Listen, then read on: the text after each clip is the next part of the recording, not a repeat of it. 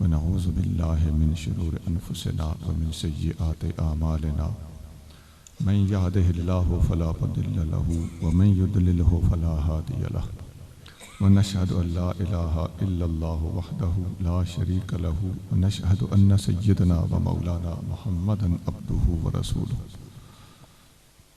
اما بعد فاعوذ باللہ من الشیطان الرجیم بسم اللہ الرحمن الرحیم الذین آمنوا وعملوا الصالحات سيجعل لهم الرحمن ودا صدق اللہ مولانا العظیم ان اللہ وملائکته یصلون علی النبی یا ایہا الذین آمنوا صلوا علیہ وسلموا تسلیما اللہم صل علی سیدنا ومولانا محمد وعلی آل سیدنا ومولانا محمد وبارک وسلم الصلاة والسلام علیکہ یا سیدی یا رسول اللہ وعلی آلکہ واصحابکہ یا سیدی یا حبیب اللہ۔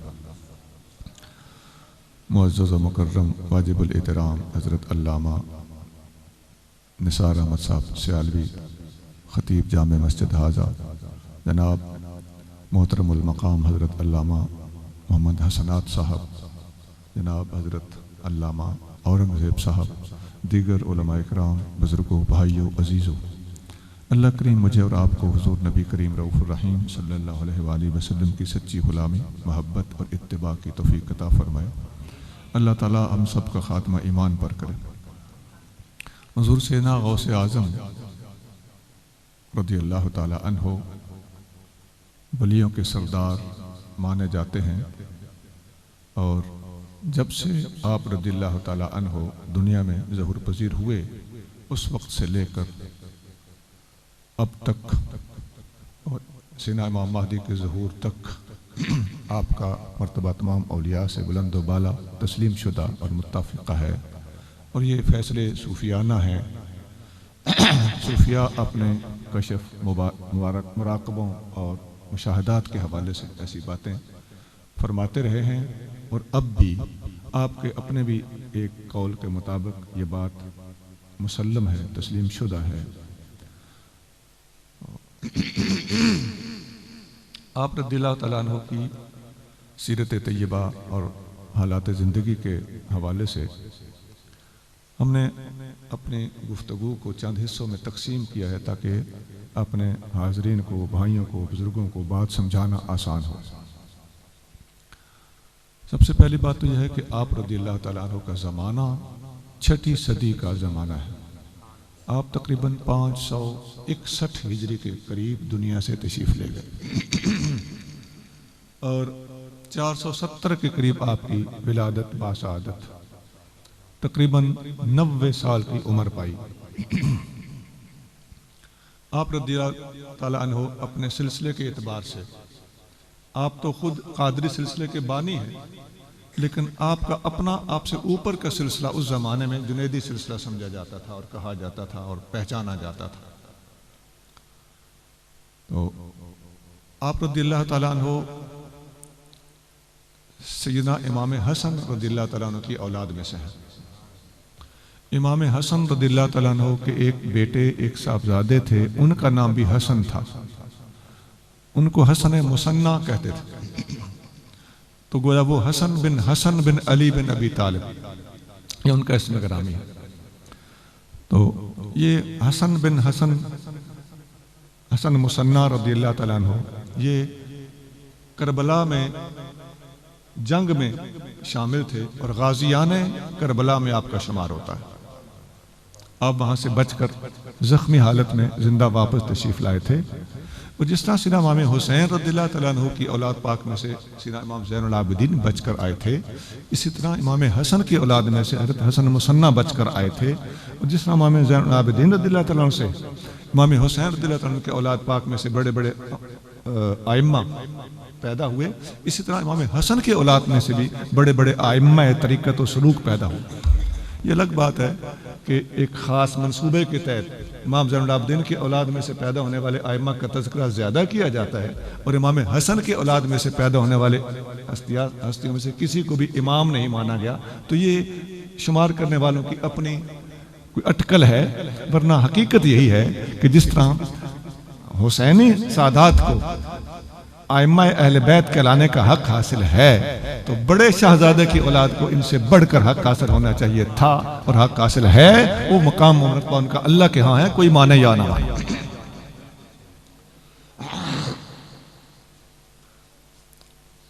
اب آپ رضی اللہ تعالیٰ عنہ کی سیرت کے حوالے سے میں نے گفتگو کو 3 حصوں میں تقسیم کیا ہے۔ نمبر 1، آپ رضی اللہ تعالیٰ عنہ کے عقائد اور نظریات کیا تھے۔ نمبر 2، آپ رضی اللہ تعالیٰ عنہ کی تعلیمات اور آپ کا خود علم کے اوپر زور دینا یہ کس قدر تھا۔ نمبر 3، آپ رضی اللہ تعالیٰ عنہ کی صوفیانہ تعلیمات کیا تھی۔ یہ 3 چیزیں میں دوبارہ دہرا دیتا ہوں: عقائد، علم پر زور اور صوفیانہ تعلیمات۔ بالکل شارٹ الفاظ میں نے بیان کر دیا۔ اب ان میں سے جو پہلی چیز میں نے عرض کی ہے وہ ہے آپ کے عقائد اور نظریات۔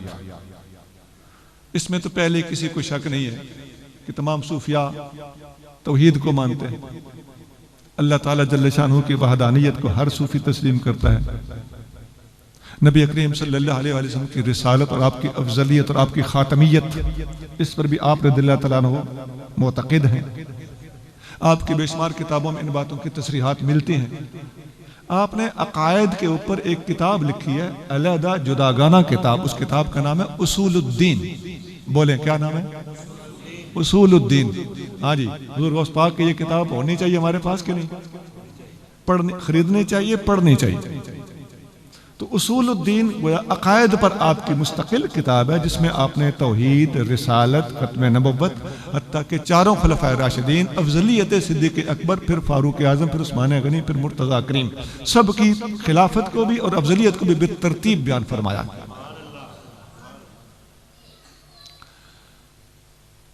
آپ رضی اللہ تعالیٰ عنہ تمام صحابہ اکرام علیہم رضوان کہ آپس میں مشاجرات اور نوک جھوک اور جھگڑوں کے بارے میں ارشاد فرماتے ہیں۔ آپ کی ایک کتاب ہے غنیۃ الطالبین، اس کتاب میں بھی آپ نے بڑی تفصیل سے عقائد اور نظریات کا ذکر کیا ہے۔ اس کتاب میں آپ رضی اللہ تعالیٰ عنہ نے مختلف فرقے اور طبقے بھی، مسلمانوں کے اندرونی طبقے اور فرقے بیان فرمائے، خوارج اور ان کے مزید فرقے، روافض اور ان کے مزید فرقے، معتزلہ اور ان کے مزید فرقے، اور اہل سنت کو بھی وہاں پر آپ نے بڑی تفصیل کے ساتھ بیان فرمایا۔ آپ رضی اللہ تعالیٰ فرماتے ہیں اتفق اہل السنت علی وجوب الکف عن مشاجراتہم۔ اہل سنت اس پر متفق ہیں، یعنی 1-2 سنی نہیں، تمام اتفق اہل سنت، تمام اہل سنت کا اس پر اتفاق ہے۔ اب یہاں سے پتہ چل گیا حضور غوث پاک خود سنی ہیں۔ آگے آپ فرما رہے ہیں کہ اہل سنت کا اس پر اتفاق ہے کہ تمام صحابہ کی آپس کی مشاجرت اور آپس کی جنگوں کے بارے میں ہم نے اپنی زبان کو کنٹرول کرنا ہے۔ علی وجوب الکف فی مشاجراتہم، کف لسان، زبان کو لگام دینا صحابہ اکرام کی باہمی جنگوں اور جھگڑوں کے بارے میں یہ واجب ہے۔ والامساک علی مساویہم، اور ان کی باہمی جو مشاجرات تھیں اور ان کی جو لغزشیں تھیں ان کے بارے میں اپنے آپ کو روکنا یہ واجب ہے۔ یہ علی وجوب کے تحت ساری باتیں مجرور ہیں۔ اور آگے فرمایا علی ذکر فضائلہم و محاسنہم، اور تمام صحابہ کے فضائل اور محاسن کو بیان کرنا واجب ہے، اس پر بھی تمام اہل سنت کا اتفاق ہے۔ اب اس عبارت میں آپ ذرا غور کیجئے، یہ حضور غوث پاک کی کتاب غنیۃ الطالبین پہلی جلد کے 163 صفحہ ہے۔ یہ بڑی واضح اور 2 ٹوک اور کھڑکا کے آپ بات ارشاد فرما رہے ہیں کہ صحابہ اکرام کی جھگڑوں اور جنگوں کے بارے میں زبان کو کنٹرول کرنا واجب ہے، اور دوسری طرف ان کے محاسن اور مناقب اور فضائل کو بیان کرنا بھی واجب ہے۔ دونوں چیزوں کو جداگانہ واجب کے طور پر آپ بیان فرما رہے ہیں. یہ نہیں ہے کہ ان کے بارے میں چپ رکھنی ہے تو پھر مناقب کے بارے میں بھی چپ رکھنی ہے. نہیں، آپ نے جھگڑوں کے بارے میں چپ رکھنا واجب اور بیان فضائل و مناقب اس کا بھی واجب ہونا آپ بیان فرما رہے ہیں. مناقب اور فضائل کو بیان کرنا بھی واجب.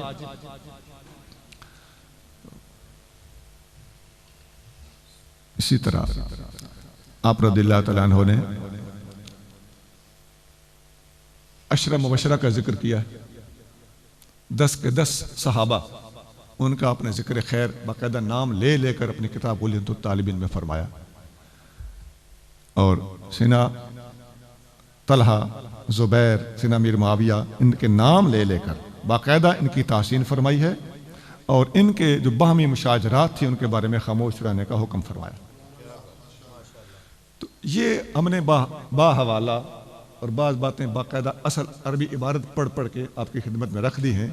اب جو بندہ اپنے آپ کو قادری کہتا ہو، حضور غوث پاک کا غلام کہتا ہو، کسی بھی جہت اور حوالے سے حضور غوث پاک کی طرف اپنے آپ کو منسوب کرتا ہو، تو ایسے لوگوں کے لیے ضروری ہے حضور غوث پاک کی تعلیمات کو دیکھیں.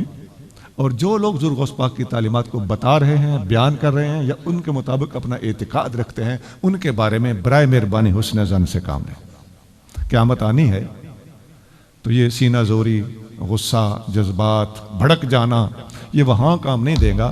وہاں مسئلہ کچھ معاملہ جداگانہ ہوگا. اللہ کریم کی بارگاہ میں یہ باتیں نہیں چلتی. وہاں پر عاجزی چلتی ہے، تحقیق چلتی ہے. لوگوں کی مجبوریوں کو اللہ کریم جل شانہ بڑی کرم نوازی کے ساتھ درگزر فرماتا ہے. اور چہ جائے کہ لوگ ہوں ہی حق پر، ان کے پاس باقاعدہ دلائل موجود ہوں، تو پھر غصہ کرنے والے کا محض غصہ تو کسی کام کا نہیں ہوگا نا، بات دلیل سے ہونی چاہیے. میں نے ایک بات مختصر طریقے سے عرض کر دی کہ حضور غوث پاک کے عقائد و نظریات کیا ہے. نمبر 2، حضور غوث پاک نے علم پر کتنا زور دیا ہے. حضور غوث پاک نے 12 سال کی عمر میں گیلان چھوڑ کر دوسرے ملک عراق کا سفر اختیار فرمایا، اور والدہ ماجدہ نے خود سمجھا کر، پیسے دے کر، نصیحتیں کر کر کے اس نو عمر شہزادے کو رخصت کیا. اور ذرا عثمان کا حوصلہ دیکھیے، جو 12 سال کے بچے کو پردیس نہیں بلکہ دوسرے ملک بھیج رہی ہے. اور اس بچے کا حوصلہ دیکھیے کہ جو 12 سال کی عمر میں رویا نہیں ہے کہ اماں مجھے نہ بھیجو، اکیلے نہ بھیجو. پورا قافلہ غیروں کا تھا، صرف اسلامی رشتہ وہ تو الگ چیز ہے، لیکن رشتہ داری کوئی نہیں تھی. ساتھ نہ بھائی ہے، نہ والد ہے، نہ والدہ ہے، نہ کوئی مولیر پھپھیر پتریر ہے، کوئی رشتہ دار ساتھ نہیں ہے. میں اسلامی رشتے کی بنا پر چند افراد کے ساتھ آپ نے اپنے نازک شہزادے کو عراق کے ملک روانہ کر دیا. اور آپ سنتے رہتے ہیں کہ کیا نصیحتیں فرمائی تھیں. اور راستے میں چوروں نے جب پکڑا تو آپ نے وہ پیسے نکال دیے کہ میرے پاس تو ہیں. یہ وہی سفر تھا.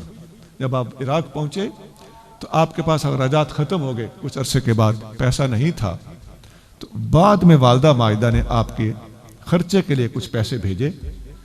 تو ایک آدمی جس نے پیسے لے کر آپ کا تک پہنچانے تھے، وہ آدمی عراق پہنچا تو وہ جگہ جگہ ڈھونڈ رہا تھا کہ عبد القادر نام کا ایک 12-13 سال کا بچہ یہاں گیلان سے آیا ہوا ہے، مجھے وہ بچہ ملا.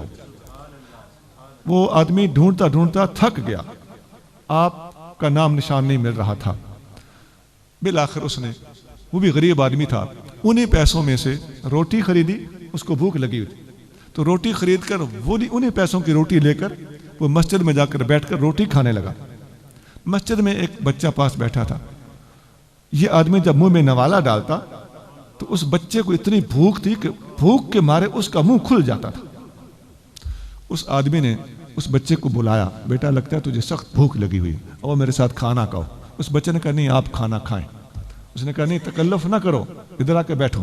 اس نے زبردستی بچے کو اپنے ساتھ بٹھا کر کھانا کھلایا اور پوچھنے لگا یہاں عبد القادر نام کا کوئی بچہ گیلان سے آیا ہوا ہے، تم اسے جانتے ہو؟ اس نے کہا وہ عبد القادر میں ہی ہوں. آپ نے فرمایا بیٹا تم اپنا ہی کھانا کھا رہے ہو، میں نے تمہارے پیسوں سے کھانا خریدا تھا. نعرہ تکبیر لگائے تو اب نعرہ رسالت لگا لیں، لگا لیں یار.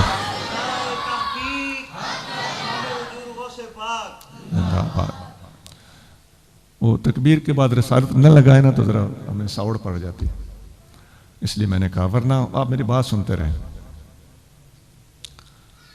تو آپ نے فرمایا بیٹا یہ تم اپنے پیسوں کا کھانا کھا رہے ہو، میں مجبور ہو گیا تھا تو معاف کر دینا۔ آپ نے فرمایا کوئی بات نہیں۔ اس بندے نے وہ پیسے سارے پیش کیے تو آپ نے دیکھا کہ یہ بھی تو تنگ دست ہے، آپ نے آدھے پیسے پاس رکھ لیے، آدھے اس بندے کو دے دیے۔ تو یہ آپ کا ایک ادنا سی جھلک میں نے آپ کو دکھائی ہے کہ آپ نے کس طرح علم حاصل کیا ہے اور پردیش جا کر علم حاصل کیا ہے۔ اس میں ہمارے لیے سبق ہے کہ پڑوس میں علم حاصل کرنے والا بچہ اتنا کامیاب نہیں رہتا جتنا پردیش میں جا کر رول کھل کے اوکھے ہو کے سفر کر کے علم حاصل کرنے والا بچہ علم کی چاشنی حاصل کرتا ہے۔ اور ہمارا آج حال کیا ہے کہ ہم تو اپنے پڑوس میں بھی ساتھ والی مسجد میں، ساتھ والے مدرسے میں اپنے بچے بھیجنے کو تیار نہیں ہے۔ حضور غوث پاک کی 11ویں منا لینا آسان ہے، نعرہ غوثیہ لگا لینا بھی آسان ہے، لیکن حضور غوث پاک کے علم حاصل کرنے کی سنت پر عمل کرنے کے لیے اپنے بچوں کو تیار کرنا، اور خود بچوں کی ذات کی جان کی قربانی نہیں دینا پڑ رہی، صرف علم حاصل کرنے کے لیے بچہ کچھ عرصہ اپنے سے دور کرنا پڑ رہا ہے، تو ہم سے یہ بھی برداشت نہ ہو اور نام لیوا ہوں حضور غوث پاک کے، تو پھر بڑے افسوس کی بات ہے۔ پھر آپ رضی اللہ تعالیٰ عنہ تقریباً علم حاصل کرنے کے بعد 25 سال عراق کے جنگلوں میں چلہ کش رہے۔ آپ کے یہ حالات شیخ عبداللہ محدث دہلوی رحمۃ اللہ علیہ نے کتاب اخبار الاخیار میں بیان فرمائے، اور بہت کتابوں میں۔ ابھی میں کھول کے کتاب دیکھ رہا تھا، قلائد الجواہر، ہیروں کے ہار، یہ کتاب کا نام ہے، فی مناقب عبد القادر، حضور غوث پاک کے مناقب میں یہ کتاب ہے۔ تو کتابیں تو آپ کے مناقب پر بہت زیادہ لکھی جا چکی ہیں، باجت الاسرار وغیرہ، لیکن میں نے جو زیادہ مطالعہ کیا وہ اخبار الاخیار کا تھا۔ تو ذرا ہستی بھی بہت زیادہ معتبر ہے، اور ہمارے آج کل کے ماحول میں سنی حوالے سے بہت زیادہ ان کو ہم اہمیت دیتے ہیں، شیخ عبداللہ محدث دہلوی رحمۃ اللہ علیہ۔ تو آپ رضی اللہ تعالیٰ کے وہ حالات بیان کرتے ہیں کہ 25 سال آپ عراق میں جنگلوں میں چلہ کش رہے، اور آخری 3 سال سیدنا خضر علیہ السلام نے تشریف لا کر آپ کی تربیت فرمائی۔ حضرت خضر علیہ السلام ایک سبق دے کر چلے جاتے تھے، سال کے بعد آ کر پھر سبق چینج کرتے تھے، تبدیل کرتے تھے۔ تو یہاں جاتے جاتے ایک بات اور عرض کر دوں کہ ہمارے جو بعض اوقات ہم خطابات میں سنتے ہیں کہ آپ خطاب فرما رہے تھے تو اوپر سے حضرت خضر علیہ السلام اڑتے ہوئے گزرے، تو ایک خطیب صاحب سے میں نے سنا، وہ کہہ رہے تھے کہ آپ نے فرمایا اوئے اسرائیلی، معاذ اللہ، یہ اوئے اسرائیلی ایسا لفظ کتابوں میں نہیں ہے۔ آپ نے ویسے، آپ خضر علیہ السلام کے شاگرد ہیں، ان سے فیض پایا ہے، تو اپنے استاد کو اور جس سے فیض پایا اس کو ایسے الفاظ سے کوئی یاد کر سکتا ہے؟ تو آپ نے ویسے درخواست کی تھی کہ آپ اسرائیلی ہیں اور میں محمدی ہوں، مہربانی فرمائیں نیچے اتر کر میرا خطاب سماعت فرمائیں۔ وہ ایک الگ بات ہے، چھوٹوں کے خطاب بڑے سنتے رہتے ہیں، اور چھوٹوں کے لیے وہ اعزاز اور عزت کا سبب ہوتا ہے۔ بہرحال عرض یہ کر رہا تھا کہ آپ نے علم حاصل کرنے کے لیے اس قدر مشقتیں برداشت کی، چلے کاٹے، اور خضر علیہ السلام کے پاس سے روحانی علم اور فیض تک حاصل کیا، اور 3 سال تک ان کی شاگردی میں رہے۔ آپ رضی اللہ تعالیٰ عنہ نے کتابیں بھی بہت لکھی۔ اول تو آپ فرماتے ہیں درست العلم حتی صرت کتبا ونلت السعد من مولا الموالی، میں علم پڑھتے پڑھتے کتب بنا ہوں، اور میں نے اپنے رب کی طرف سے سعادت کو حاصل کر لیا۔ تو علم پڑھتے پڑھتے کتب بنے، پڑھاتے پڑھاتے کی نوبت ابھی بعد میں آئی ہے، پہلے جو پڑھتے پڑھتے کتب بن گئے ہوں انہوں نے پڑھاتے پڑھاتے کیا مقام حاصل کیا۔ یہ آپ کا قصیدہ ہے، قصیدہ خمریہ، یہ اس کے اندر شعر موجود ہے، اس کو عام طور پہ قصیدہ غوثیہ کہا جاتا ہے۔ آپ رضی اللہ تعالیٰ عنہ نے سب سے پہلی گزارش دی ہے کہ قرآن کی تفسیر لکھی ہے، جس کا نام ہے تفسیر جیلانی، یہ باہر سے چھپی مارکیٹ میں ملتی ہے، میں نے سنا اس کا اردو ترجمہ بھی شاید ہو چکا ہے، تفسیر جیلانی۔ آپ کی تفسیر پڑھنے کے لائق، میں نے اس کو چند مقامات سے دیکھا ہے، نہایت علمی، خالص عالمانہ اور ظاہری علوم کے مطابق لکھی گئی تفسیر۔ آج کل کچھ لوگ کہتے پھرتے ہیں کہ یہ صوفیاء جو گزرے ہیں، یہ جن کی قبریں پوجی جا رہی ہیں، وہ تنقیداً طنزاً یہ بات کرتے ہیں، انہوں نے کوئی علمی کام نہیں کیا، قرآن کی تفسیر نہیں لکھی، حدیث کی شرح نہیں لکھی، تو ان کے لیے گزارش ہے کہ حضور غوث پاک کی تفسیر جیلانی دیکھ لیں، بے شمار دوسرے صوفیاء کی تفسیریں بھی دیکھ لیں۔ صوفیاء نے علم کے اوپر کام اتنا زیادہ کیا ہے، اور جو غیر صوفی لوگ ہیں ان میں بھی تو بہت ایسے ہیں جنہوں نے کوئی تفسیر نہیں لکھی۔ یہ بھی ایک اہم پوائنٹ ہے نا بھائی، امام غزالی نے کون سی تفسیر لکھی؟ اگرچہ یہ ایک الگ بات ہے کہ وہ بھی صوفی ہیں، لیکن ان کے خیال میں وہ صوفی نہیں ہے۔ شاہ ولی اللہ محدث دہلوی نے کون سی تفسیر لکھی ہے، ترجمہ کیا ہے قرآن کا؟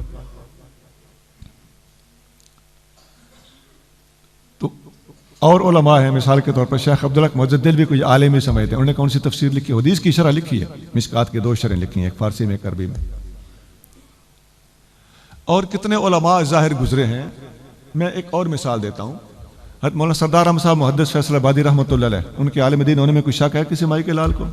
لیکن کون سی تفسیر لکھی ہے، کون سی حدیث کی شرح لکھی ہے؟ شاگرد پیدا کیے ہیں، علمی کام کیا ہے، کام کرنے کے اپنے اپنے میدان، اپنے اپنے فیلڈ، اپنے اپنے طریقے اور انداز ہوتے ہیں، ہر ایک کا کام اللہ تعالیٰ قبول فرمائے۔ تم نے اپنا کیمرہ فٹ کیا ہوا ہے اور اپنی آنکھ سے ہر ایک کو پرکھنا چاہتے ہو، آپ کی اپنی اصلاح کرنے کی قبلہ ضرورت ہے۔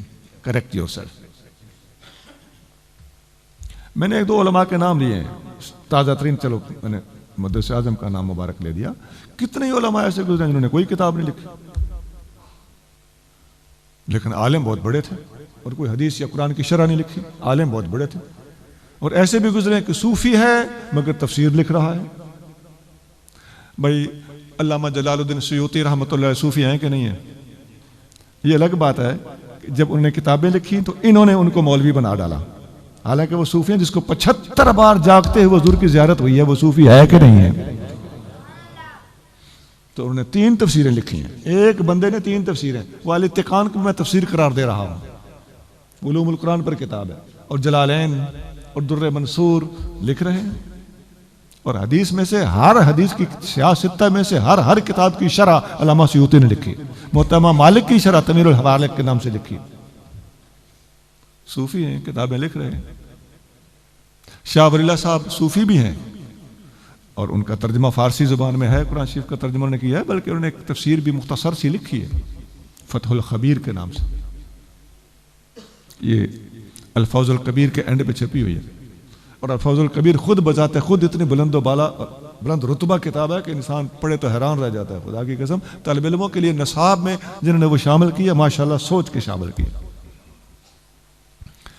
میں آگے جانا چاہتا ہوں، صوفیاء نے بڑے بڑے کام کیے ہیں۔ اسی طرح حضور غوث پاک نے بھی قرآن کی تفسیر لکھی ہے، اس کا نام تفسیر جیلانی ہے۔ آپ کی ایک اور کتاب بھی، آپ کے خطبات کی کتاب ہے، مقالات ہیں، وہ ہے فتوح الغیب، 80 کے لگ بھگ اس میں مقالہ جات ہیں۔ تصوف کی نہایت اونچی اور بلند بالا کتاب ہے۔ صوفیاء میں جو علماء نے ڈیسائیڈ کیا ہے کہ 5 کتابیں تصوف کی بنیادی کتابیں سمجھی جاتی ہیں۔ کتاب اللمع فی التصوف، ابو نصر سراج علیہ رحمت کی۔ رسالہ قشیریہ، یہ رسالہ نام ہے، رسالہ تو اتنا ہم سمجھتے ہیں نا، یہ اتنی موٹی کتاب ہے، نام رسالہ ہے۔ رسالہ قشیریہ ابو القاسم قشیری رحمۃ اللہ علیہ کا۔ اور کشف المعجوب حضرت داتا صاحب کی کتاب۔ فتوح الغیب حضور غوث پاک کی کتاب۔ یہ میں زمانے کے لحاظ سے ارلیئر اور لیٹر بتا رہا ہوں۔ اور 5ویں کتاب ہے عوارف المعارف، حضرت شیخ شہاب الدین سہروردی رحمۃ اللہ علیہ کی، یہ سب سے آخر کے زمانے میں لکھی گئی۔ یہ 5 تصوف کی بنیادی کتابیں ہیں، اور ان میں فتوح الغیب حضور غوث پاک کی کتاب بعض لحاظ سے پہلا نمبر رکھتی ہے اور بعض لحاظ سے دوسرا نمبر رکھتی ہے۔ بڑی عظیم کتاب۔ اس فتوح الغیب کی کئی شروع لکھی گئی، اس کی تشریحات شیخ عبدالحق محدث دہلوی نے بھی اس کی شرح کی ہے، علامہ ابن تیمیہ جیسے بندے نے اس کی شرح کی ہے، فقیر کے پاس یہ موجود ہے۔ ابھی ایک تازہ ترین دکتور ہے، انہوں نے بھی اس کی ایک شرح لکھی۔ آپ کی ایک اور کتاب ہے تصوف پر، سر الاسرار، رازوں کا راز۔ یہ چھوٹی سی کتاب ہے، تقریباً 60-65 صفحے ہیں اس کے۔ حضور غوث پاک نے اس کتاب کے اندر رنگ بھر دیے۔ اس کتاب میں آپ نے ایک بات لکھی ہے، حضور غوث پاک آپ فرماتے ہیں، اب ذرا ذہن میں رکھنا کہ علم کے حوالے سے میں گزارشات پیش کر رہا ہوں کہ علم پر آپ نے کتنا زور دیا ہے۔ حضور غوث پاک اس کتاب میں فرماتے ہیں کہ ہمارے زمانے میں ایک فرقہ ہے، اس کا نام ہے فرقہ حامیہ. حامیہ فرقہ ہے لاہوری، اس کے ساتھ حامیہ فرقہ ہے. غوث پاک کے زمانے میں بھی کوئی فرقہ تھا.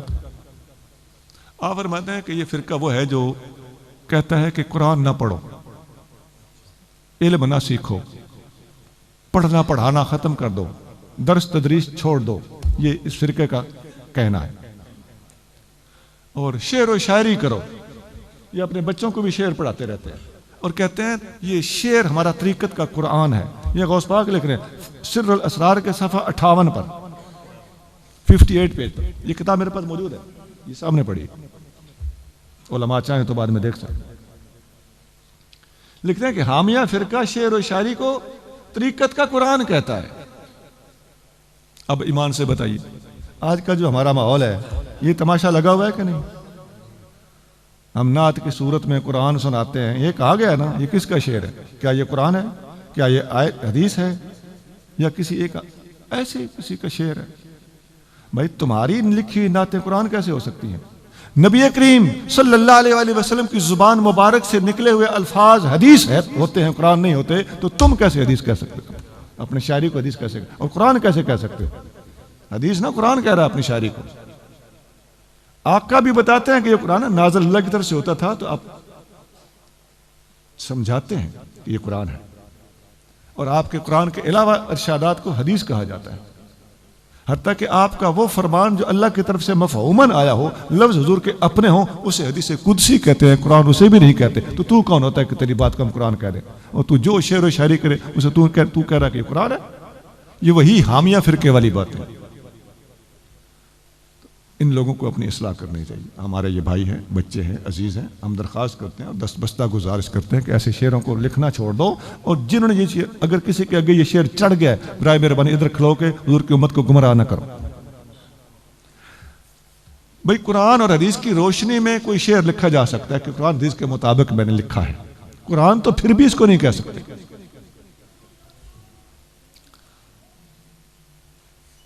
حسان بن ثابت رضی اللہ عنہ کی شاعری کتنی پیاری شاعری اور مسلم شاعری ہے، قرآن و سنت کے مطابق شاعری ہے، حضور صلی اللہ علیہ وسلم کی پسندیدہ شاعری ہے. اس کے باوجود ان کی شاعری کو ہم قرآن نہیں کہہ سکتے. اعلیٰ حضرت کتنے عظیم شاعر ہیں، کتنے عظیم نعت خوان ہیں، لیکن ان کے کلام کو بھی ہم قرآن نہیں کہہ سکتے.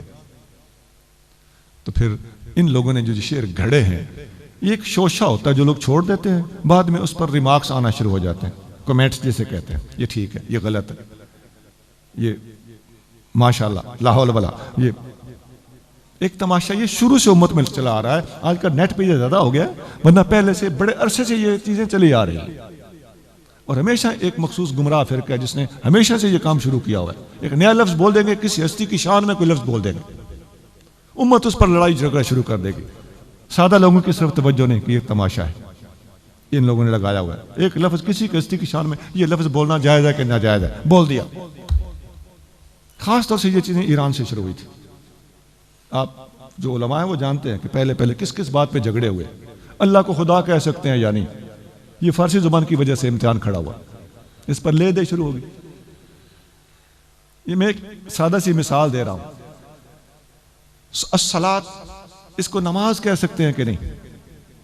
صوم اس کو روزہ کہہ سکتے ہیں یا نہیں؟ کیونکہ یہ اجمی زبان کے الفاظ تھے تو انہوں نے اپنے اس میں وہ. تو یہ بنیادی طور پر اس قسم کی چیزیں ایک عرصہ پہلے سے شروع ہوئیں اور امتحان بنتی رہی مسلمانوں کے لیے.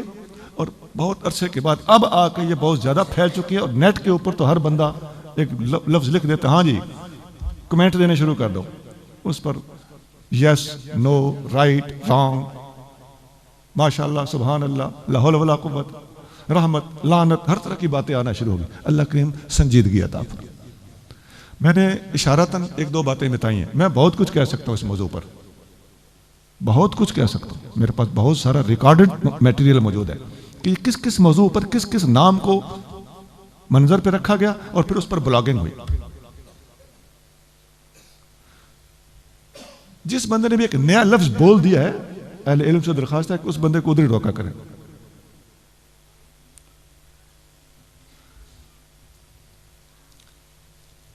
پھر شروع ہو جاتا ہے کہ جی اس میں کوئی حرج نہیں ہے، جی کیا حرج ہے، جی باقاعدہ قرآن حدیث میں آیا ہوا لفظ چینج کر کے کہتے ہیں حرج کوئی نہیں۔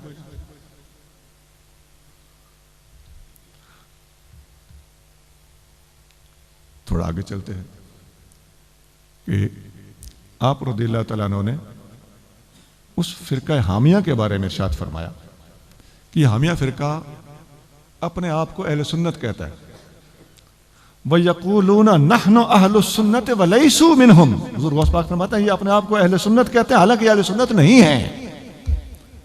اب سمجھ آئی ہوگی آپ کو کہ یہ آپ کے اندر چھپی ہوئی کالی بھیڑیں ہیں۔ حضور غوث پاک بھی فرمانے کہ سنیوں کے اندر چھپے ہوئے ہیں، سنیت کا لبادہ اوڑھتے ہیں، اپنے آپ کو سنی کہتے ہیں، وَلَيْسُوا مِنْهُمْ، حالانکہ یہ سنی نہیں ہے۔ آگے اور سنیے، وَانْتَسَبَ بَعْضُهُمْ إِلَىٰ حَيْدَرَ وَقَلَنْدَرَ، ان میں سے بعض نے اپنے آپ کو حیدری کہنا شروع کیا ہوا ہے، بعض کلندری کہتے ہیں۔ اب تو اچھی طرح سمجھ آ گئی ہوگی آپ کو۔ تو یہ شاعری ان کا طریقت کا قرآن ہے، علم نہ پڑھو اور نہ پڑھاؤ، علم حجاب ہے، اور بچوں کو شعر و شاعری سناؤ، یہ طریقت کا قرآن ہے، اور ہم حیدری ہیں اور کلندری ہیں اور خود سنی بھی کہتے ہیں اپنے آپ کو۔ یہ سارا اس دور میں دیکھ سکتے ہیں آپ، یہ کون لوگ ہیں؟ حضور غوث پاک نے ان کو حامیہ فرقہ قرار دیا ہے اور آپ ان کو ملحدین کا فرقہ قرار دیتے ہیں۔ آپ نے اس کتاب میں 12 فرقے تصوف کے نام پر اپنے آپ کو ظاہر کرنے والے بیان کیے ہیں، ایک اہل سنت کو پاس کیا، آپ نے باقی سب کو فیل کیا۔ اور اگر آپ دیکھیں گے یہ میں پڑھے لکھے لوگوں کے لیے بات کر رہا ہوں، ان سے تو ہمیں توقع نہیں دوسرے لوگوں سے جن کو خوف خدا ہے یا سنجیدہ لوگ ہیں، برائے مہربانی ان باتوں پہ غور کریں۔ یہ ہمارے ہاں جو تصوف کے نام پہ جتنے بہت جگہ پہ ایسا ہو رہا ہے نا، بعض آستانوں پہ بھی ایسا ہو رہا ہے، آپ پڑھیں گے ان کتابوں کو، داتا صاحب کی کشف الماجوب پڑھ لیں، حضور غوث پاک کی سر الاسرار یہ کتاب پڑھ لیں، آپ کو پتہ چلے گا کہ جن کو حضور غوث پاک اور یہ داتا صاحب نے ملحد قرار دیا ہے، یہ تو چیزیں ہمارے آستانوں پہ بعض جگہ پہ پائی جا رہی ہیں، بعض جگہ پہ بلکہ ٹھیک ٹھاک تعداد میں پائی جا رہی ہیں۔ یاد رکھیے، جیڑا شرح تے محکم ناہی بھاویں اڈدا آوے، اس نو بھل کے پیر نہ سمجھی متے شیطان بھلاوے۔ پیر کا صحیح العقیدہ ہونا بھی ضروری ہے، علم سے محبت رکھنے والا ہونا بھی ضروری ہے، اور باعمل صوفی ہونا بھی ضروری ہے۔ میں اختصار سے کام لے رہا ہوں، 2 چیزیں ہو گئی، حضور غوث پاک کا عقیدہ کیا تھا، نمبر 2 حضور غوث پاک کا علم کے اوپر کتنا زور تھا، تیسری چیز ہے حضور غوث پاک کی صوفیانہ تعلیمات۔ آپ کی اکثر کتابیں تصوف پر ہیں، صرف بنیت الطالبین اور تفسیر جیلانی ڈائریکٹلی، اس میں بھی تصوف تو ہے ہی ہے، تصوف شریعت سے جدا تو نہیں ہوتا، لیکن جو بالخصوص طریقت پر لکھی گئی کتابیں ہیں ان میں فتوح الغیب ٹاپ پر آتی ہے، سر الاسرار، اور آپ کے بہت سارے خطابات، جلاء الخواطر، الفتح الربانی، بہت ساری کتابیں ہیں جو آپ کی اس وقت بھی مارکیٹ میں ملتی ہیں۔ تو علوم ظاہریہ دیکھنے ہیں تو آپ کی تفسیر پڑھ لو، اور اصول الدین پڑھ لو، اور بنیت الطالبین پڑھ لو، اور اگر علوم باطنیہ دیکھنے ہیں تو سر الاسرار پڑھ لو، فتوح الغیب پڑھ لو، اور الفتح الربانی دیکھ لو، اور جلاء الخواطر دیکھ لو۔ آپ رضی اللہ تعالیٰ عنہ نے فتوح الغیب میں جتنی باتیں ارشاد فرمائی ہیں تقریباً 80 کے قریب مقالہ جات ہیں۔ ایک جگہ پہ آپ فرماتے ہیں ارد بالدون، 2 لفظ ہیں قبلہ، میں کہتا ہوں آپ نے سمندر کو کوزے میں بند کر دیا۔ ارد بالدون اس کا مطلب ہے تھوڑے پر راضی ہو جا،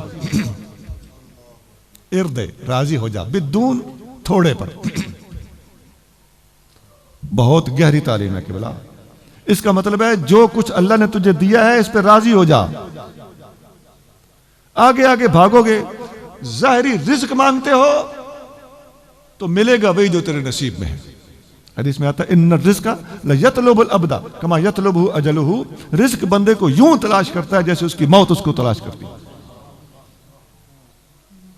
تو پھر کوجی حرکتیں کیوں کرتے ہو؟ پھر گھٹیا حرکتیں کیوں کرتے ہو؟ پھر نذرانے مانگتے کیوں ہو؟ پھر نذرانوں پہ نظر کیوں رکھتے ہو؟ پھر تقریر کے لیے یا کچھ کلام پڑھنے کے لیے مکہ کیوں کرتے ہو؟ مالک دینا چاہے گا تو دے دے گا، نہیں چاہے گا تو تیرا رزق تو بڑھا نہیں سکتا اور تیرا رزق کوئی اور گھٹا نہیں سکتا۔ بھر بھر भज भज थका भरा कल आवे, जो कुछ लिखिया वह कुछ आवे। रिज्क मिल के रहेगा। हज़रत हकीम बिन हिज़ाम रज़ियल्लाहु तआला अन्हु सहाबी हैं, हदीस बुखारी में है। आप रज़ियल्लाहु तआला अन्हु नबी करीम सल्लल्लाहु अलैहि वसल्लम से कुछ मदद मांगी, हुजूर ने अता फरमा दी। फिर मदद मांगी, हुजूर ने अता फरमा दिया। फिर कुछ मांगा, हुजूर ने अता फरमा दिया। अब हुजूर ने तीसरी बार फरमाया, ऐ हकीम मैं तो देता रहूंगा, लेकिन याद रख जो भी कोई बंदा तुझे खुले दिल से दे उसमें बरकत होगी। अगर देने वाले के दिल पे बोझ आ गया तो तू खा जितना भी दौलत लेके घर जाएगा उसके अंदर तेरे घर में जाकर बरकत नहीं होगी। सुनो ईमान से बताइए, ये हम जैसे जो मजहबी काम करते हैं हमारे लिए बहुत बड़ी रहनुमाई है कि नहीं? बुखारी में हदीस है कि जो तुझे तीबे नफ्स से कोई बंदा अता करे उसको ले ले, उसमें बरकत होगी। और जो घुटन के साथ देगा उसके अंदर बरकत नहीं होगी। हकीम बिन हिज़ाम ने जवाब दिया, या रसूलल्लाह आज के बाद मेरी वजह से किसी के रिज्क में कोई कमी नहीं आएगी, मेरी वजह से किसी दी दौलत होना ना खुट सी। मैं नहीं मांगूंगा कि सारी जिंदगी नबी करीम सल्लल्लाहु अलैहि वसल्लम के विसाल पर मलाल के बाद भी हकीम बिन निज़ाम इस बात पर कायम रहे, कभी किसी से कोई चीज कबूल नहीं करते थे, मांगते नहीं थे। हज़रत फारूक आज़म रज़ियल्लाहु तआला अन्हु को नबी करीम रऊफ़ुर रहीम सल्लल्लाहु अलैहि वसल्लम ने एक दफा जुब्बा अता फरमाया। ये भी बुखारी शरीफ में हदीस। आप रज़ियल्लाहु तआला ने अर्ज की, या रसूलल्लाह किसी गरीब को दे दे। हुज़ूर सल्लल्लाहु अलैहि वसल्लम ने फरमाया, ऐ उमर दिल में लालच न रख, अल्लाह दे तो वापस न कर।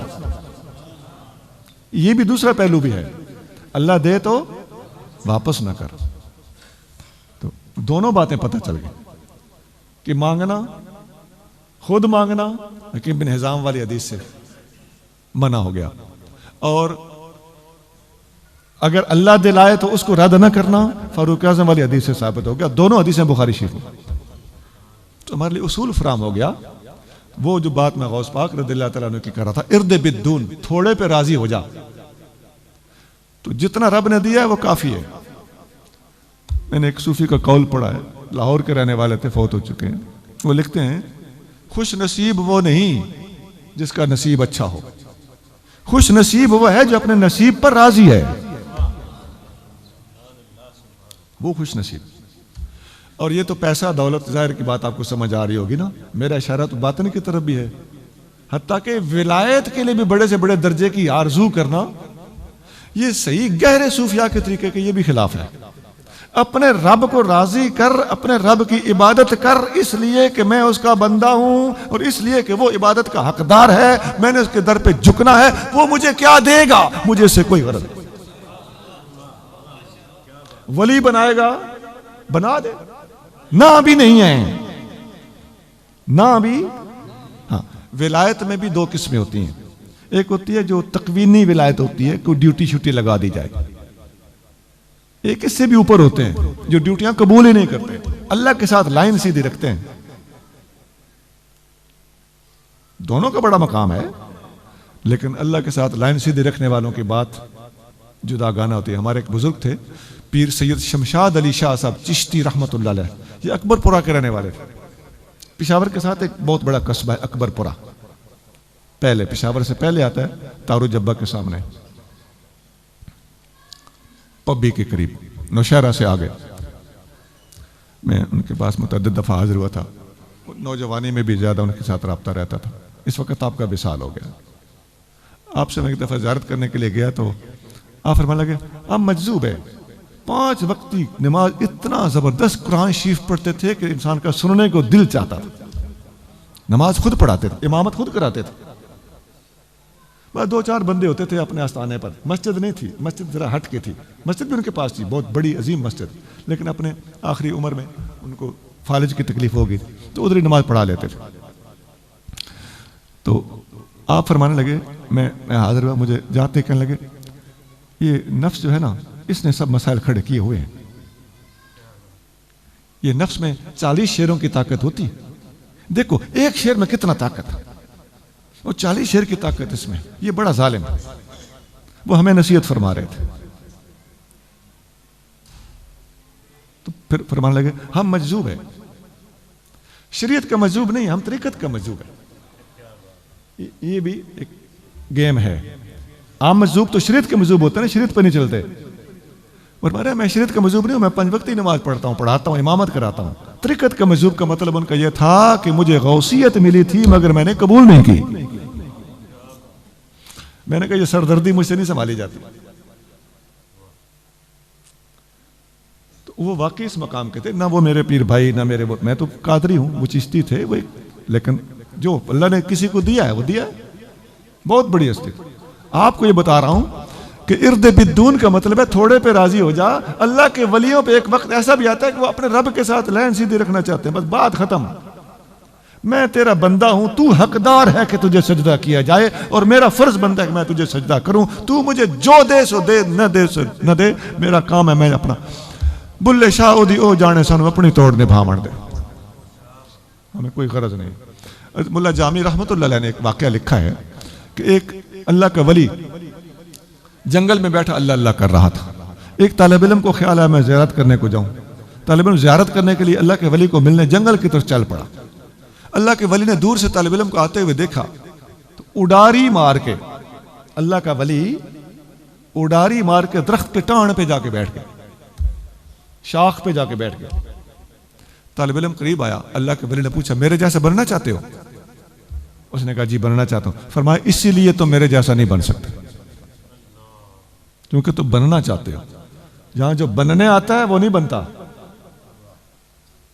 میں نے اپنے رب کو راضی کیا ہے تو اس نے یہ مقام مجھے خود دے دیا ہے. یہ کمال مجھ میں خود پیدا کر دیا. میں نے اس کمال کے حاصل کرنے کے لیے اپنے رب کو نہیں منایا. میں نے اللہ اللہ جنگل میں چلا اس لیے نہیں کاٹا کہ مجھے یہ مقام مل جائے. میں نے اسے راضی کیا ہے. جب وہ راضی ہو جاتا ہے تو خود بخود سارے کام ہو جاتے ہیں.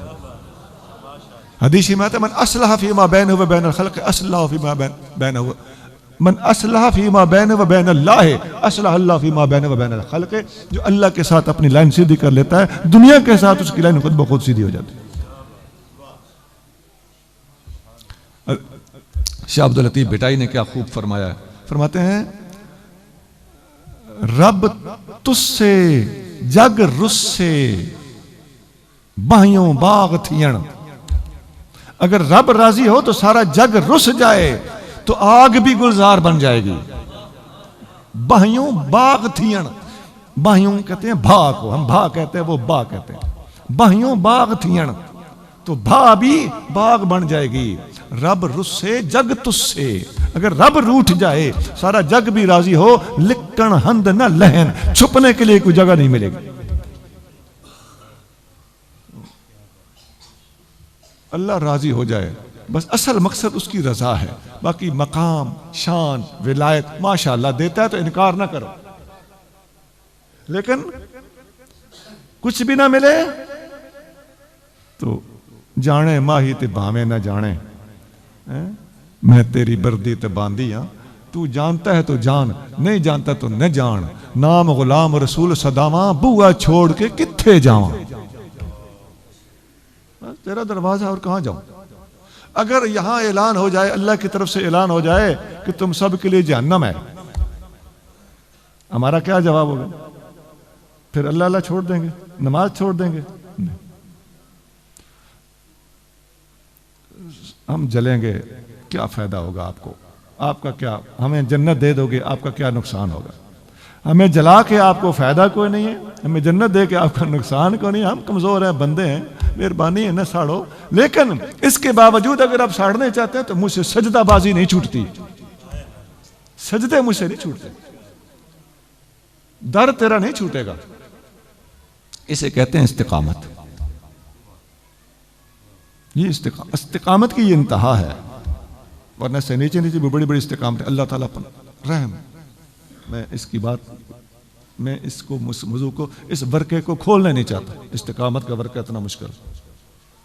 نبی کریم صلی اللہ علیہ وسلم نے شیبتنی ہود و امثالھا. مجھے سورت ہود اور اس جیسی سورتوں نے بوڑھا کر دیا. حضور فرماتے ہیں وہ الفاظ کیا تھے سورت ہود کے؟ فاستقم کما امرت، محبوب جیسے حکم ملتا ہے استقامت اختیار کریں. یہ الفاظ. تو استقامت بڑی ڈاڈی چیز کا نام ہے. اللہ کرے اللہ کا دروازہ، اللہ کے محبوب صلی اللہ علیہ وسلم کا راستہ نہ چھوٹے. باقی وہ کچھ دیتا ہے تو بڑی مہربانی ہے. غلام کا کیا کام ہے، منگتے کا کیا بس ہے کہ اللہ کی طرف سے عطا ہو اور وہ نہیں کر کے چھنڈ چھوڑے. نہیں، یہ نہیں. ہم تو حاضر، ہم کمزور ہیں، ضرور عطا ہو بے شک، لیکن اگر خدا نخواستہ کو اس قسم کا موڑ آتا ہے کہ اللہ کی طرف سے جلال آتا ہے کہ تیرے لیے جہنم لکھ دی گئی ہے، تو پھر بھی نماز روزہ شریعت کے پابندی در مصطفیٰ نہ چھوٹے. یہ استقامت. حدیث شریف میں آتا ہے، یہ بھی بخاری شریف میں حدیث، ایوب علیہ السلام ایک دفعہ غسل فرما رہے تھے. آپ واش روم میں غسل فرما رہے ہیں، باتھ روم میں، تو اوپر سے سونے کی ٹڈیاں جو ہوتی ہیں نا، جراد، جو ٹڈی، وہ جو ایک فصلوں کو کھاتی ہے ٹڈی، وہ گھوڑے آر ہوتی ہے، وہ ٹڈیاں گرنا شروع ہو گئیں. وہ سونے کی بنی ہوئی تھی. تو آپ نے کپڑا لے کے پکڑ کے اس میں ڈالنی شروع کر دی. بخاری شریف میں حدیث. اللہ نے وہی فرمایا، اللہ کے نبی تھے، اے میرے پیارے ایوب، آپ کو میں نے رزق تھوڑا دیا ہوا ہے کہ آپ ان کے پیچھے پڑ گئے. آپ نے عرض کے باری تعالیٰ، میں سب سمجھ رہا ہوں کہ آپ نے مجھے بڑا کچھ دیا، میں ان کی محتاجی کوئی نہیں ہے، لیکن برکت آپ کی طرف سے آئے تو میں اسے چھوڑوں کیسے؟ اس لیے میں آپ کی عطا سمیٹ رہا ہوں، لوڈ چھوڑ مجھے ان کی کوئی نہیں. اس حدیث کا تعلق وہ جو پہلے میں نے بتایا مکا وغیرہ، اس میں ہمارے لیے یہ سبق ہے. تو جتنا ملا ہوا ہے اس پہ میں راضی ہوں، لیکن آپ مزید دے رہے ہیں، میں نے مانگا تو نہیں نا، آپ نے خود دیا ہے، آپ کی عطا کو میں رد کیسے کروں؟ یہ بھی تو ادب کے خلاف ہے. تو جواب درست تھا. یہ میں نے ایک بات بتائی ہے، ارد بدون، اور بہت باتیں ہیں، ایک بات اور سنا دیتا. قلائد الجواہر آپ کے احلات کی کتاب ہے، اس میں ایک بات لکھی ہے. آپ رضی اللہ تعالیٰ عنہ فرماتے ہیں کہ لا یجوز لشیخ ان یجلس علی سجادۃ النہایت، کسی پیر کے لیے جائز نہیں ہے کہ وہ پیری مریدی کے مسند پر اور سجادے پر جا کر بیٹھ جائے.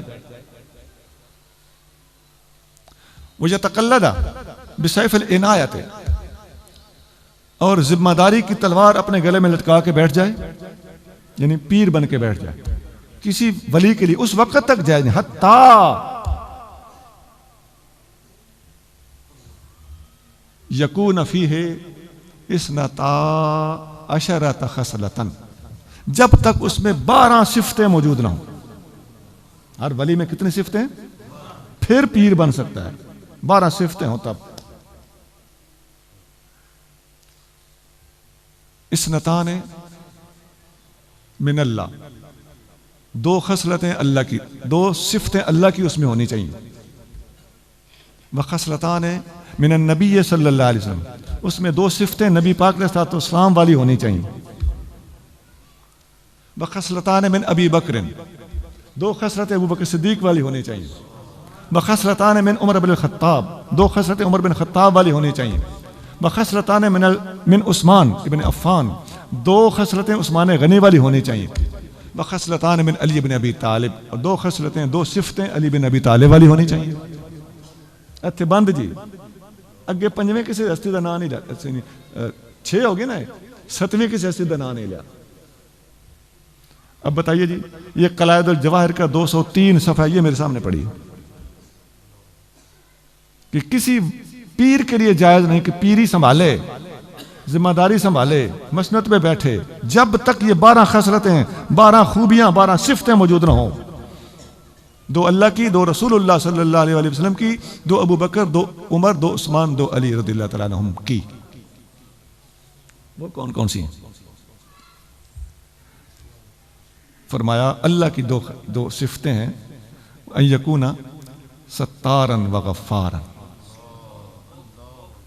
ہر پیر کے لیے ضروری ہے کہ اللہ کی صفت ستاری بھی اس میں ہو اور صفت غفاری بھی اس میں ہو. سونا پہلی تے گل ہے اتھے ہی ویکھ لو ساڈا اج کل پیراں دا کی حال ہے.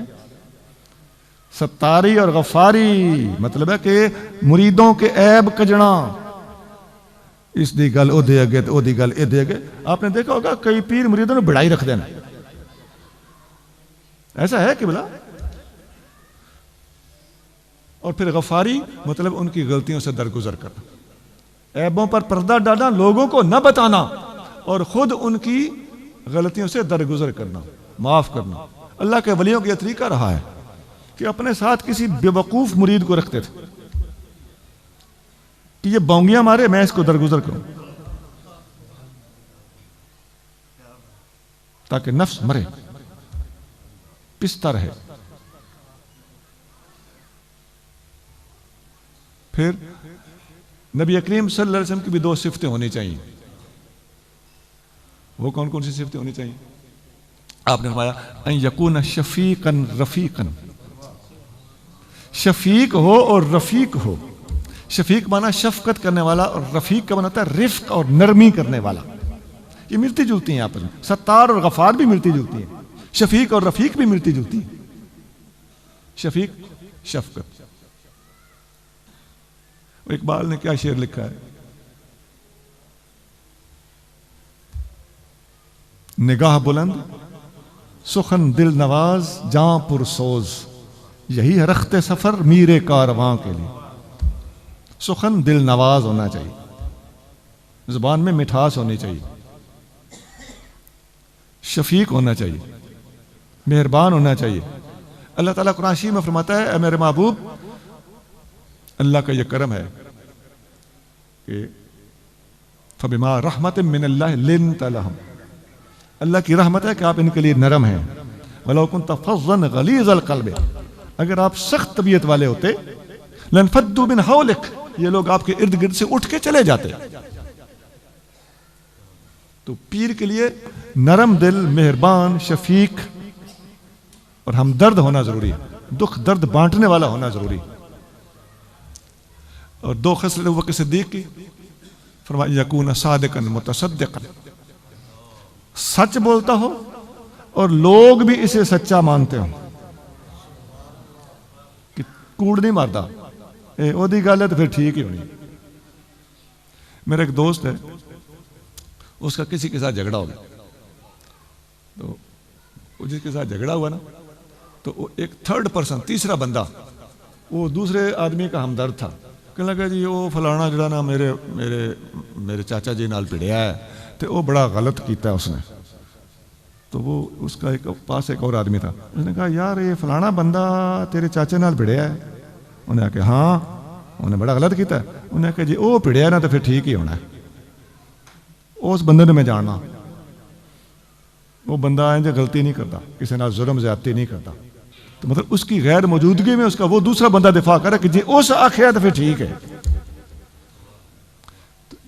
صادق بھی ہو، سچ بولتا ہو، یکڑ نہ مارتا ہو. پیر سچ بولے گا تو کشف ٹھیک ہوگا. خدا کی قسم یہ بڑا پکا اصول ہے. الہام اسی کو ہوتا ہے جس کی زبان پہ سچ ہوتا ہے، اس کو خواب سچا آئے گا، اس کا کشف ٹھیک ہوگا، اس کا الہام ٹھیک ہوگا. اگر ہر وقت جھوٹ بولنے والے بندے کو سوال ہی پیدا نہیں ہوتا کہ کشف قبور ہو جائے، اسے کوئی اور کشف ہو جائے، کوئی سگنل آ جائے، اس کو نہیں آئے گا. آئے گا تو ڈیٹیکٹ نہیں کر سکے گا، سمجھ نہیں سکے گا. تو خود بھی سچ بولتا ہو اور لوگ مانتے ہوں کہ سچا تو ہے، جھوٹ بولنے کا عادی نہیں.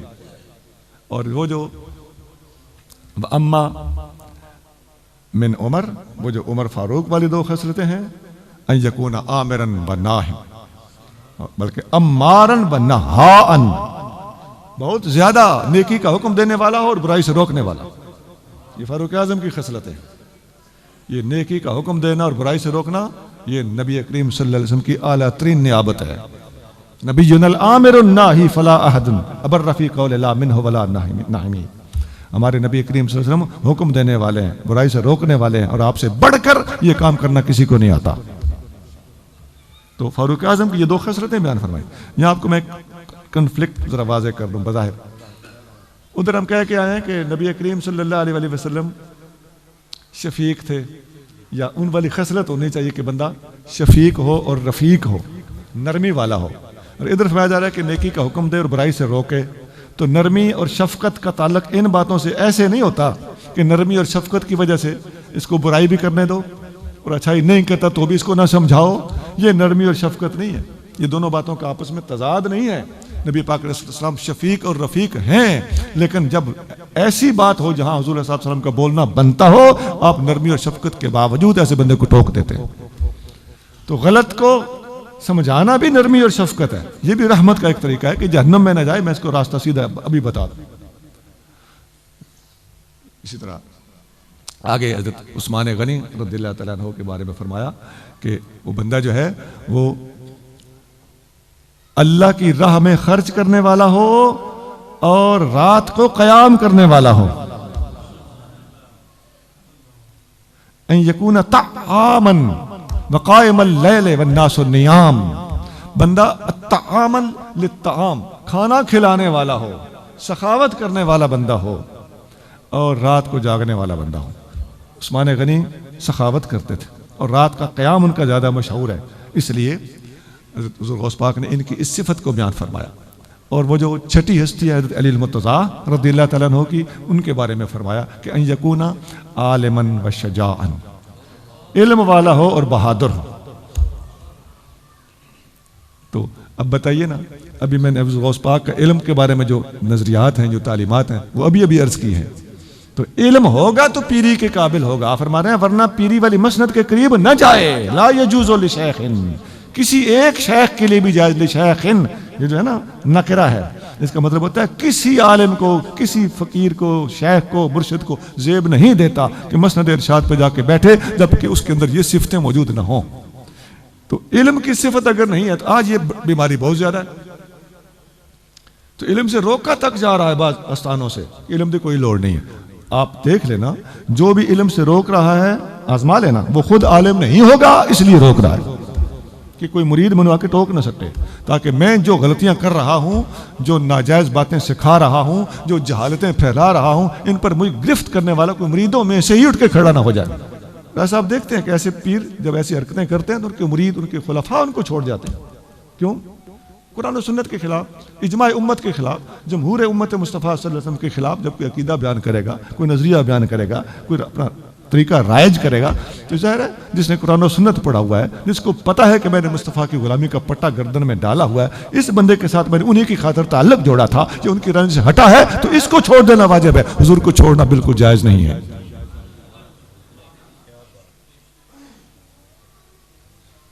ہر پیر کے لیے ضروری ہے کہ اپنے مریدوں کو بتائے اگر مجھ سے غلطی ہو تو مجھے چھوڑ دینا، مصطفیٰ کا دروازہ مت چھوڑنا. یہ جرات ہونی چاہیے.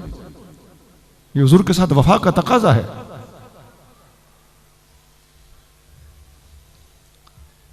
تو شجاع بھی ہو، بہادر بھی ہو. تو اللہ کا ولی ہوتا ہی بہادر ہے. اللہ کا ولی سچی بات اسی لیے کر دے گا. ہاں کرنے کا طریقہ الگ کوئی ٹھیک ہے، کہیں نرمی سے کرنا پڑتی ہے، کہیں سختی سے کرنا پڑتی ہے. کلمہ حق بول دینا اللہ کے ولی پر واجب ہوتا ہے، نہیں تو وہ ولایت کا قابل ہی نہیں ہے. مسند پہ بیٹھنے کے قابل. یہی تو میں بتا رہا ہوں، حضور غوث پاک فرمانے کہ مسند پہ نہ بیٹھے اگر وہ دلیر نہیں ہے.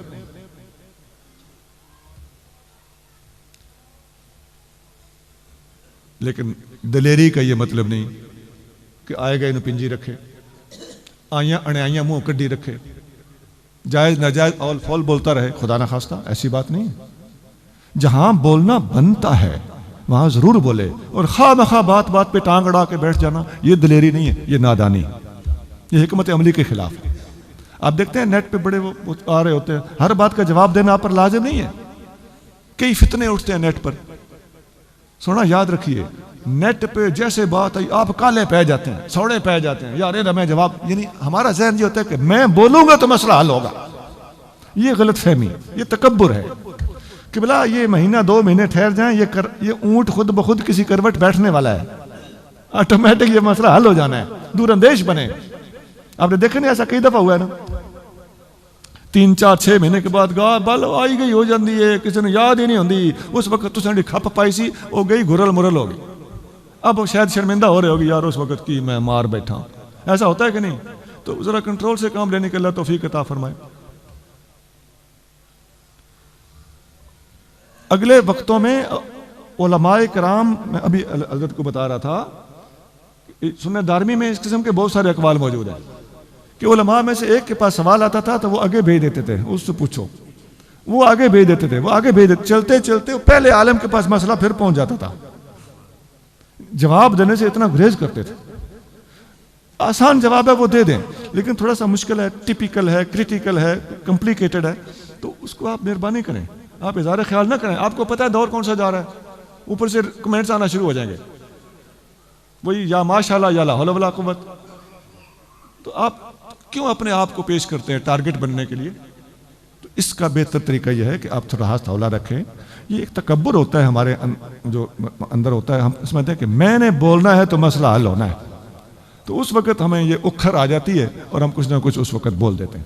بہرحال میں دو باتیں تعلیم، صوفیانہ تعلیم کے حوالے سے میں نے آپ کے سامنے رکھی ہیں. تھوڑے پہ راضی ہو جا، اور پیر میں 12 خصلتوں کا ہونا ضروری ہے، جن میں سے 2 صفتیں اللہ کی، 2 رسول اللہ صلی اللہ علیہ وسلم کی، اور 2 4 خلفائے راشدین کی. اور اس میں اشارہ زوب صاحب جاتے جاتے یہ بھی کر گئے کہ 4 خلفائے راشدین کو حضور غوث پاک صرف 4 یار کو ماننے والے بھی ہیں، اور 4 یار کو اللہ کا ولی بھی مانتے ہیں، اور اللہ کا ولی وہ ہو ہی نہیں سکتا جس میں ان 4 والی خوبیاں نہ ہوں.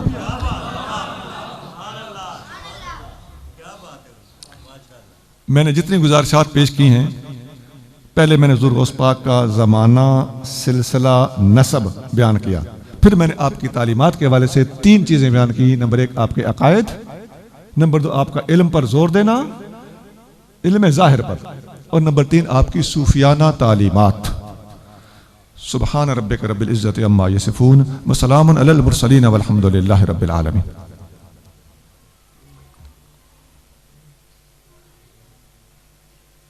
فقیر کی لکھی ہوئی یہ کتاب ہے، بار سٹال پہ موجود ہے، اس کا نام ہے جامع الاسلام. تھوڑا برداشت کر لینا میری بات کو. اس کتاب کے اندر 6 چھوٹے چھوٹے حصے ہیں، یہ خود ہی تھوڑی سی مختصر سی ہے، اندر 6 حصے ہیں. پہلا حصہ قرآن، 80 آیتیں ہیں، عقائد، عبادات، معاملات پر منقسم ہے، تقسیم شدہ ہے. دوسرا حصہ ہے حدیثیں، 441 حدیثیں، 441 ہیں، ڈھیر ہونی ہیں، لیکن اس کے چھٹے حصے میں وہ آ گئی. وہ آپ پڑھ کے دیکھیں، 2 3 لفظوں والی آیتیں ہیں، 2 3 لفظوں والی حدیثیں، آسان اور دلچسپ خوبصورت. تیسرا حصہ ہے فقہ، نماز، روزہ، حج، زکوٰۃ، نکاح، طلاق، حلال، حرام وغیرہ، بینکنگ، شرکت، مزاربت ایٹسٹرا. چوتھا حصہ ہے ریاست مدینہ، پورے ملک کا قانون. 5واں حصہ ہے سیرت النبی صلی اللہ علیہ وسلم. 28 صفحوں پر سیرت ہے، 28 بڑی بڑی جلدیں پڑھ کے جو کچھ آپ کے پلے پڑے گا ان 28 صفحوں میں مل جائے گا انشاءاللہ. آخری اور چھٹا حصہ ہے اقوال الصالحین، یعنی اللہ کے ولیوں کی باتیں. یہ قرآن، حدیث، فقہ، ریاست مدینہ، سیرت طیبہ اور اقوال الصالحین، تصوف، یہ پورے اسلام کے خلاصے کے طور پر لکھی گئی ہے. خدا نخواستہ کوئی اسلام پہ ایسا وقت آئے تو یہ کتاب جس کے پاس ہوگی، پورا اسلام اس ایک کتاب میں سے زندہ کر کے وہ دکھا سکتا ہے. اہلیت کا ہونا شرط. تو یہ جو بندے درس نظامی نہیں پڑھ سکے، 10 سالہ کورس نہیں کر سکے، وہ اگر اس کتاب کو پڑھ لیں چنگا گزارے لائق ہو جائے گا. اور جو بندے آستانہ بندہ اچھا ہوتا ہے، بعض کا بچپن میں والد صاحب فوت ہو گئے، پیر صاحب فوت ہو گئے، بیٹا چھوٹی عمر میں رہ گیا، پڑھ نہیں سکا، ویسے بندہ اچھا ہے، تو وہ یہ کتاب پڑھ لے، اپنا آستانہ چلا لے گا انشاءاللہ. وہ تو اس کے صرف آخری جو ہے نا چھٹا باب وہ پڑھ لے، مہربانی ہوگی خدا کے لیے، یہ چھٹا حصہ صرف پڑھ لے، انشاءاللہ آستانہ چلا لے. میں نے اس کے بعد ایک شعر لکھا ہے، دین کا کچھ کام کرنا چاہیے، یہ لکھا ہوا ہے، دین کا کچھ کام کرنا چاہیے، عام یہ پیغام کرنا چاہیے، اور کچھ نہ ہو سکے تو کم سے کم جامع الاسلام پڑھنا چاہیے. بہت شکریہ، السلام علیکم.